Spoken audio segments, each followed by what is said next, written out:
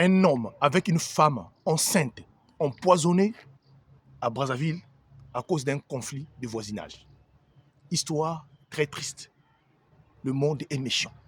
S'il vous plaît, j'aimerais avant de commencer vous dire, prions sans cesse. Surtout de ne pas oublier que le monde ici-bas est un monde là où il y a plusieurs mondes.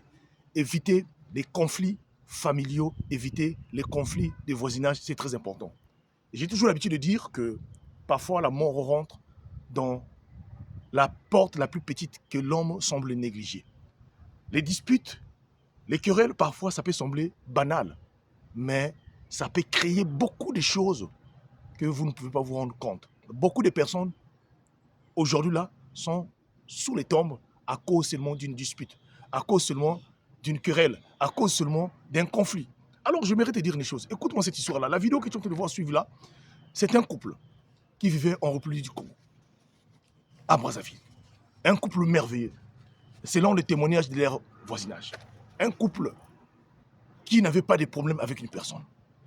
Le mari, vous voyez, le jeune, et la femme était enceinte. Vous voyez, enceinte là, dans cette vidéo-là. Ça s'est passé très bien. Et donc, voilà un jour où le couple, la femme, dans la parcelle là où il vivait, et là où le couple vivait, la femme va avoir donc un conflit avec une voisine. Le conflit, elles vont se disputer. Et cela ne veut pas s'arrêter par là, même les hommes aussi vont se mêler dans le problème. Le conflit, malgré cela, les gens vont rentrer pour se séparer et le conflit finira donc par s'éteindre. Mais sauf que, chez le voisin, les voisins n'avaient pas oublié. Les voisins avaient gardé cela dans leur cœur. Les voisins avaient gardé cela. Ils avaient dit au couple, vous allez voir, nous allons vous montrer. Nous allons voir. Et le voisin avait gardé cela. La femme que vous voyez enceinte là, voilà un jour où elle était en train de préparer le saka-saka, le pondo. Vous savez que souvent en Afrique, parfois, certaines personnes cuisinent dehors. Donc, sa petite cuisine dehors, la personne cuisine.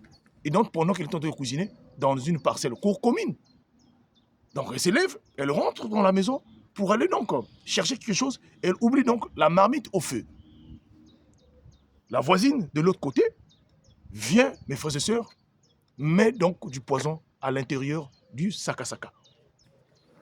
Et donc, un couple très jeune, la femme a fini de préparer, et elle a servi comme tout le monde. Et, mes frères et sœurs, le soir, quand son mari est rentré, les deux avaient l'habitude de manger ensemble, les deux ont consommé, mes frères et sœurs. Le monsieur que vous voyez sur la photo, la femme enceinte et son bébé dans le ventre sont décédés suite à cela. Mes frères et sœurs, ça a bouleversé le quartier et la ville. Tout le monde était donc, voilà, la police a appris cela, sont venus sur place. Il fallait donc mener des enquêtes. Mais on a fini par découvrir que c'était le poison. Mais qui les empoisonnait? Est-ce qu'ils avaient des problèmes? Il fallait donc remonter la pente. Chercher à savoir, les derniers mois, est-ce que le couple a eu un problème avec quelqu'un? Et c'est là où les voisins témoignent. Non, le couple était en conflit avec telle personne, telle personne. Vous savez, au Congo-Brazzaville, en République du Congo, il y a toujours le Congo-Ça. Les gens qui étaient là ont dit non, mais c'est le problème avec les voisins.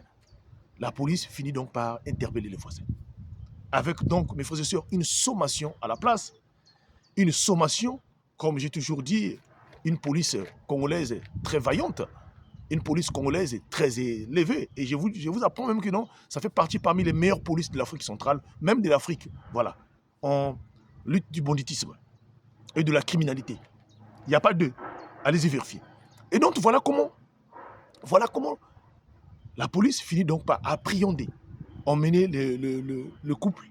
Après plusieurs jours de sommation, la femme finit donc par accepter que c'est elle qui était à l'origine de ce poison-là. Mais pourquoi? Quel était le mobile? Quelle était la motivation? Explique-nous, qu'est-ce que tu as fait? C'est là où le couple commence à expliquer, non, c'est suite aux disputes, suite au conflit que nous avons eu il y a des semaines en arrière. Nous nous sommes disputés dans la parcelle par un petit problème banal qui pouvait passer, qu'on pouvait régler. Mais la police dit, mais vous avez trouvé la solution après. Oui, mais sauf que dans notre cœur, on n'a pas digéré cela, cette humiliation-là. Et nous avons voulu montrer à ces personnes-là. Et donc voilà comment le couple, donc comment les voisins sont passés en action pendant que la dame préparait, cuisinait, et je suis parti mettre donc le poison dans son plat de saka-saka. Et c'est ça qui a entraîné le décès de 2 personnes, disons même 3 personnes, parce qu'il y avait même le bébé qui était encore dans le ventre.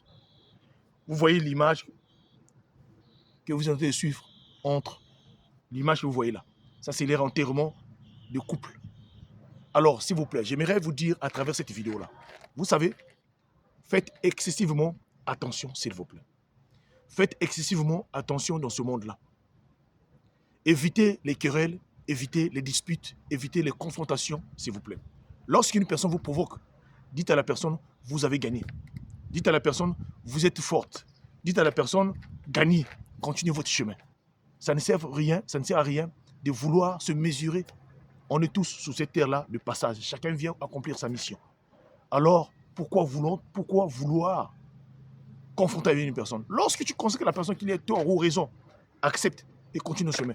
C'est la seule manière, si tu veux vivre longtemps sur la terre, la seule manière, si tu veux vivre bien sur cette terre-là, apprends à vouloir, mes frères et sœurs, négliger ou parfois encore laisser. Évite, quand une personne te cherche des querelles, veut venir vraiment se battre avec toi, dis-lui que maman, papa, en tout cas, tu es plus fort.